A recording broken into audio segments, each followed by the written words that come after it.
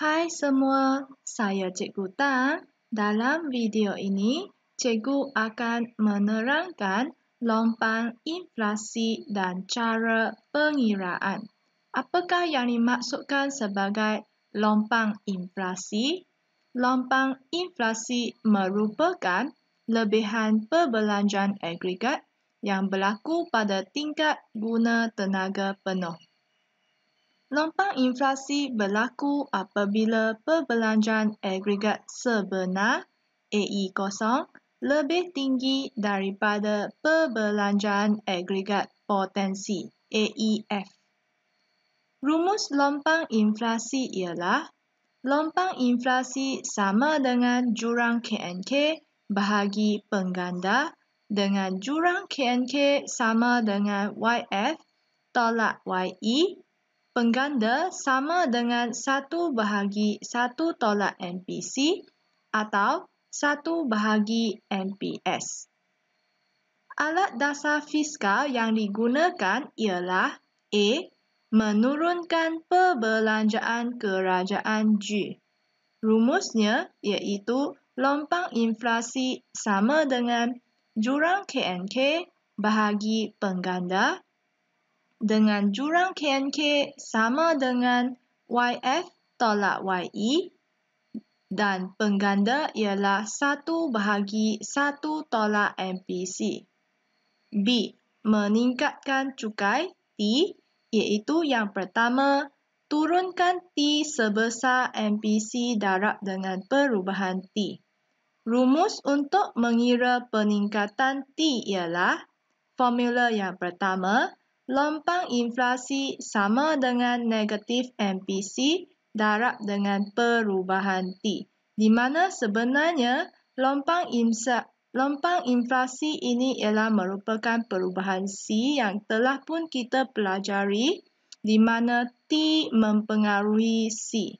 Dengan itu, apabila T naik, C turun. Dengan itu, dalam formula lompang inflasi ini, kita adanya negatif. Formula yang kedua di mana perubahan T sama dengan jurang KNK bahagi pengganda cukai. Dengan pengganda cukai sama dengan negatif MPC bahagi MPS. Seterusnya kita lihat contoh. Contoh untuk mengira lompang inflasi dan bagaimana dasar fiskal mengatasi pengangguran. Raja di bawah menunjukkan keseimbangan pendapatan negara bagi sebuah ekonomi. YF ialah keseimbangan pendapatan negara potensi dan AE0 ialah perbelanjaan agregat sebenar. Diberi di mana YE berlaku selepas YF.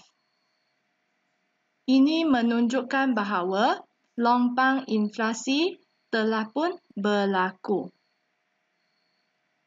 Diberi dalam raja iaitu persamaannya iaitu AE0 sama dengan 150 campur 0.8Y. Diberi YF iaitu 500 dan YE ingin dihitung. Soalan A. Hitungkan pendapatan negara pada tingkat keseimbangan. Soalan B. Adakah ekonomi ini mengalami lompang deflasi ataupun lompang inflasi? Jelaskan. Soalan C. Hitungkan jurang KNK. Soalan D. Hitungkan yang pertama jumlah perbelanjaan kerajaan. Yang kedua iaitu jumlah cukai yang diperlukan untuk mengatasi masalah tersebut. Soalan E. Sekiranya kerajaan menurunkan perbelanjaan kerajaan dan menurunkan cukai secara serentak, berapakah penurunan jumlah perbelanjaan kerajaan dan cukai yang diperlukan untuk mengatasi masalah tersebut? Cara penyelesaiannya iaitu A. Pendapatan negara pada tingkat keseimbangan, di mana Y bersamaan dengan AE, iaitu Y sama dengan 150 campur 0.8 Y. Dan kita mendapati di sebelah kiri ada Y, di sebelah kanan ada Y. Maka 1Y tolak dengan 0.8Y sama dengan 150. Apabila 1Y tolak dengan 0.8Y, bakinya ialah 0.2Y bersamaan dengan 150. Y sama dengan 150 bahagi dengan 0.2 dan Y adalah sama dengan 750. Maka kita dapat menyimpulkan bahawa pendapatan negara pada tingkat keseimbangan YE ialah sebanyak RM750 juta. Soalan untuk menjawab soalan B, iaitu soalannya, adakah ekonomi ini adalah lompang deflasi ataupun lompang inflasi? Hal ini disebabkan YF berlaku di sebelah kiri, maka kita mendapati bahawa lompang yang berlaku ialah lompang inflasi.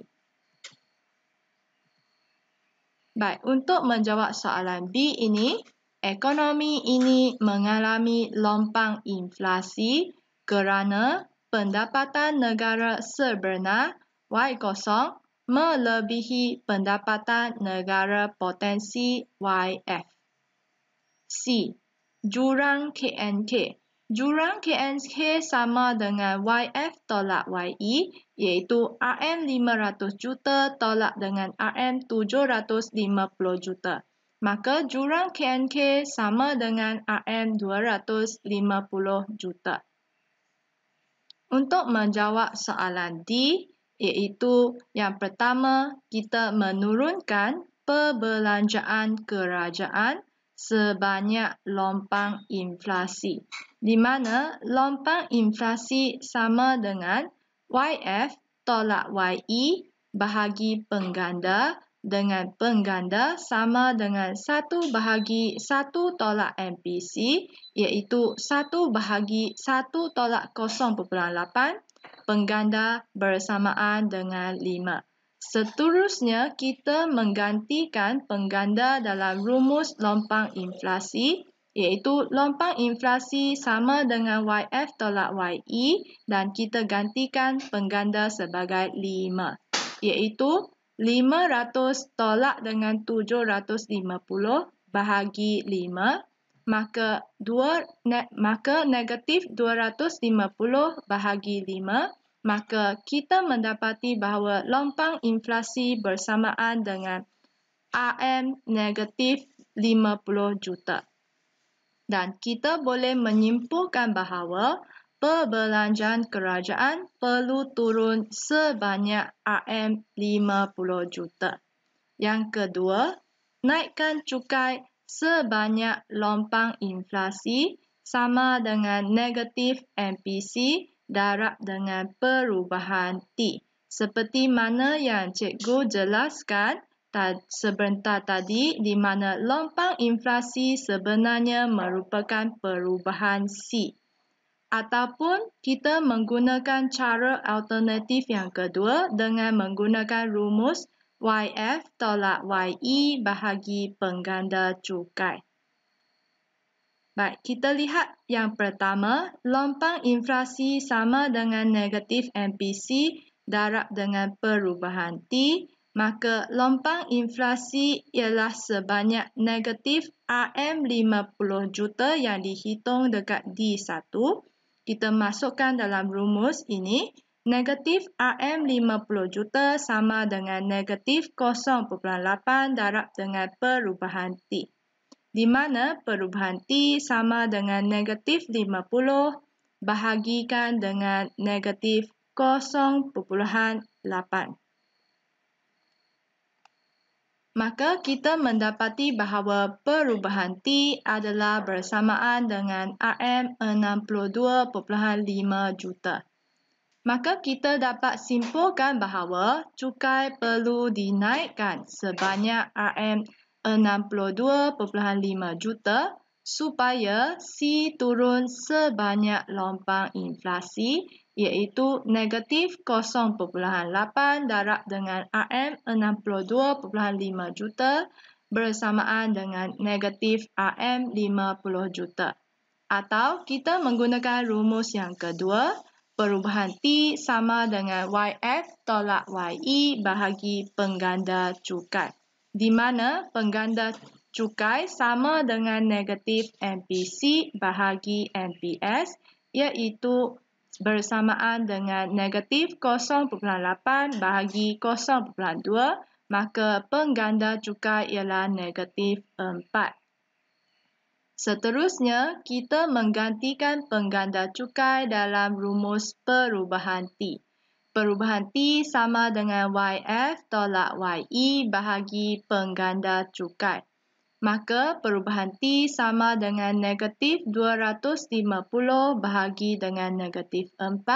Maka perubahan T bersamaan dengan RM62.5 juta. Oleh itu, kita dapat menyimpulkan bahawa cukai perlu dinaikkan sebanyak RM62.5 juta. Untuk menjawab soalan E iaitu menurunkan perbelanjaan kerajaan dan menurunkan cukai secara serentak. Perubahan AE bersih sama dengan perubahan G tolak dengan MPC darab dengan perubahan T. Perubahan AE bersih ialah lompang inflasi sebanyak RM50 juta. Perubahan G sama dengan perubahan T.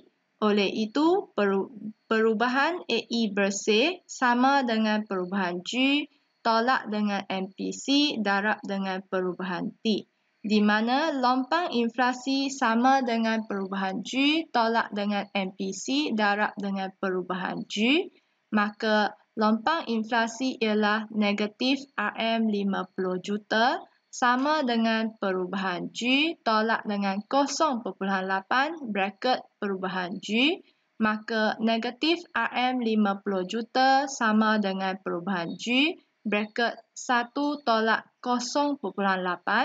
Seterusnya, negatif RM50 juta sama dengan 0.2 perubahan G, maka perubahan G bersamaan dengan negatif RM50 juta bahagi 0.2, maka perubahan G adalah sama dengan negatif RM250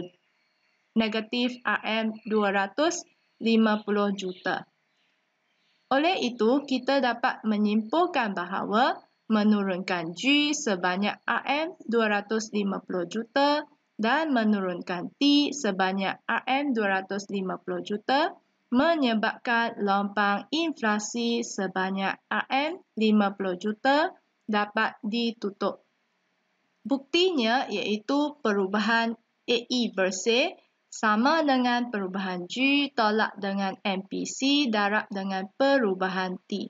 Lompang inflasi sama dengan negatif RM250 juta tolak dengan 0.8 bracket negatif RM250 juta, maka lompang inflasi bersamaan dengan negatif RM250 juta tolak bracket negatif RM200 juta, maka lompang inflasi adalah bersamaan dengan negatif RM50 juta. Setakat ini sahaja untuk perkongsian kali ini. Jangan lupa like, subscribe dan share dengan rakan-rakan anda yang lain YouTube channel Cikgu Tang sekiranya video ini membantu anda dalam pembelajaran. Terima kasih. Bye-bye.